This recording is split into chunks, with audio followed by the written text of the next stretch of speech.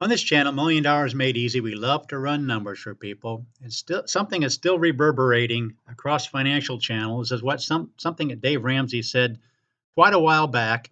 It's interesting to see what other financial channel people are saying about what Dave Ramsey said. I just want to play a little bit of it. Again, first we start out with what Dave Ramsey said, and then we hear a response from somebody. But I want you to catch what Dave Ramsey says. He says, if you do this, if you pull 8% off, your withdrawal rate, 8% of what you have, you're never going to run out of money. You never will. Listen to what these individuals say. First of all, what Dave says. The stock market has averaged 11.8% since it began, the Standard & Poor. So let's just pretend you're making 11%. We'll round down for you people that go bananas when I start talking about this stuff. All right, so we're going to round down. You're making 11%. All right, if you left 3 in there, that would so that it would grow a little bit to cover some inflation, and pulled off 8, that means you'd be living on $90,000 a year. Can you do that? That's the question. The account is growing by 3% a year if it averages an 11% rate of return. Also, good point. So you're still getting more money. It never burns up. It runs in perpetuation. So you're not going to run out of money. You're going to be fine. Some of the wonky certified financial Pharisees types, they go bananas on that calculation. That's us, I guess. The certified financial Pharisees is what he called us? Dave, we are friends, Dave. It sounds great, though. Dave's a natural branding machine. I mean, because that is to say that.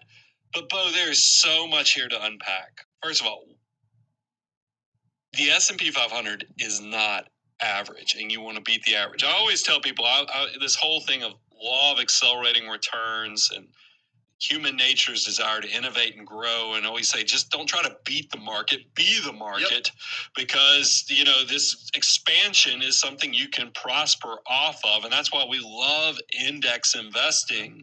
But to say that it's average, I don't think Dave has actually pulled the data on that, because from our own research, if you go look at SPIVA and look at the data points, 93.1% of all domestic equity funds underperform the index.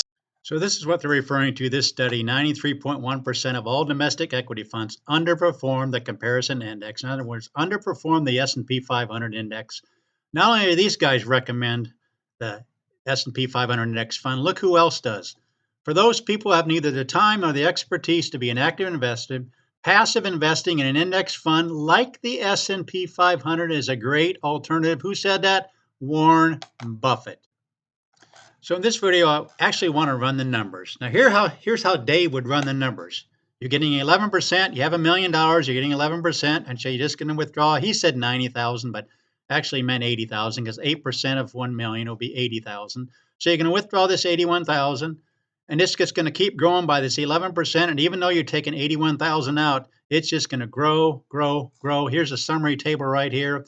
After 20 years, after 25 years, it's just going to keep going, even though you're taking 81,000. Now, we also allowed for a 3% inflation rate, but even that, look at the numbers then, you still have millions of dollars after each of these time periods because he's assuming an 11% return every single year. That is not reality. The market goes up, the market goes down. It averages over 11%.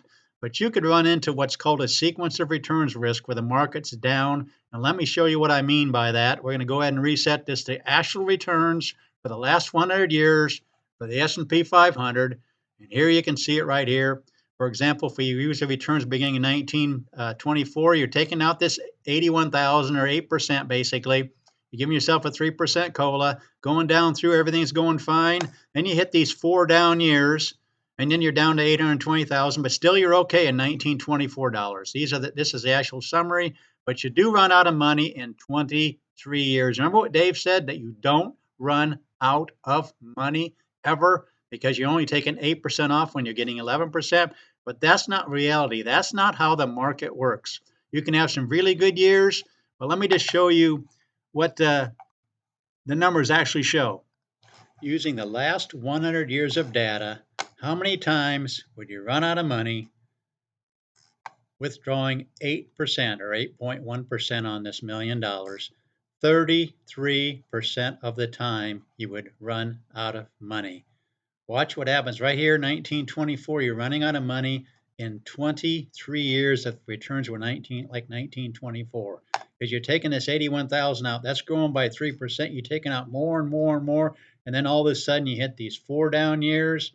You hit another down year, you hit a down 35 down, and you just are knocking this down so far. That's why people refer to doing an asset allocation, so it helps a little bit. So when the market's going down, you can have the money coming out of the cash reserve account instead of the S&P 500, which is already being knocked down. But let's continue on with what Dave says, because some people have said, no, Dave wasn't talking about taking 8% of the beginning balance all the way through. He was talking about 8% of the remaining balance. So that's what we're going to do.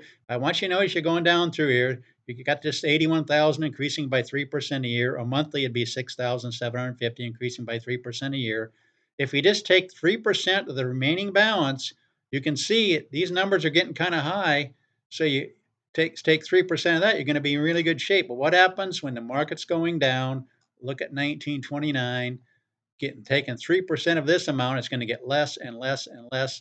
You can either keep taking the 6750, which is what you were planning on, or you can do the following. Let me show you what I mean by that. You can take out 3% of the remaining balance, which is this right here, 3% of that. Then the next year, you're going to be taking 5565. The market goes down again, so you're down to 272,000. So you can only take $1,817 out in the fourth year because the market's been knocked down so much. So which one do you live with? Do you live with running out of money with this scenario, or do you do it from the remaining balance and cut down so you're trying to live on 1,523 a month when you were planning on 6,750, increasing by 3% a year? So either way you're looking at it, Dave's 8% is just not going to hold up in the real world. Oh, it holds up fine when you use the 11% rule. When you do this, everything's 11%, no problem. Update this. Everybody is in great shape. These numbers just grow and grow and grow no matter what you pick because it's 11% all the way through. These are the actual numbers right here. You can see them repeated over here because nothing changes. You're just taking out the 81,000, increasing that by 3% a year. You never run out of money. But that's not the real world because that's not how the stock market works. Yes, it's averaged over that, but if you have a down set of years, they call that sequence of return risk. If you have some negative years right here, you're knocking it down so fast that you are going to run out of money at 8%. That's why they recommend the 4% rule. Let me just update this real quick to remind you, 33% of the time with Dave's 8% recommendation because he's using 11% instead of real returns. Well, I just want to revisit this because so many people are responding to him and saying, Dave, the numbers don't work out. You don't get 11% every year. You could run into a stretch where you have some down years, and people say, well, that was 100 years ago. I'll go as recently as 2000 just to show you. 2000 has some down years there. You're taking out 8%. How are you looking after, let's see here, 19? Oh, you're still looking pretty good shape. Let me make sure I'm running the numbers right here. Here's what would happen in the year 2000. You would have 3 down years. You would have knocked this 81,000 would have been growing by 3%. You would have knocked it down, the S&P 500 balance, so eventually you would just plain run out of money. Now, again, the argument is no, you don't take it out of the original balance, 8%. You take the 8% of the remaining balance. Let's do that. Okay, you're starting at 6750, and by the time you're down to the fourth year, you're down to 3,000. Is that financial planning? Or look at after 2008, down 37%, you could only withdraw 2150, would be 8% of the remaining balance. So whether you're talking about 8% remaining balance or 8% of the beginning balance, 8% does not work in the real world. But that's what you do in this channel. I thought I'd revisit it because everybody's responding to what he said over and over again. I said, Dave, have you really run the numbers? But as we run the numbers, you can see 8% is not good. You need to stick closer to the 4% rule. Again, I'm not a financial advisor. I just love to run numbers, but hopefully this made sense for this video. If you want me to run numbers for you, which is what we do on this channel, just give them to me in the comment section, just right here, and we'll run numbers for you. Your beginning balance, your monthly contribution, and whether you want to increase that. That's an accumulation stage. If you're in a withdrawal stage, just give me how much you want to withdraw a month. in your beginning balance. We'll go ahead and run the numbers for you. But thanks for watching this channel. Please consider subscribing, sharing, and liking these videos. Let other people know there's a channel out there that will run numbers for you. Thanks for watching.